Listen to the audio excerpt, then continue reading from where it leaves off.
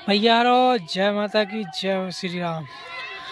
हमारे बटियागढ़ के शेखपुरा में जो 3 दिन से यहाँ पर गंगा मैया प्रकट हुई हैं, यहाँ पर अब माता रानी भाई बहनों का, यहाँ पर भक्तों का ज़्यादा मेला लग रहा है। यहाँ पर आप देख सकते हैं इस वीडियो में गाना बजाना कीर्तन भजन सब यहाँ पर पूजा पाठ चल रही है। और हम यहाँ थोड़ी दूर हैं। अब यहाँ से हम गंगा मैया जहाँ पर निकली हैं वहाँ पर ले जा रहे हैं आपको।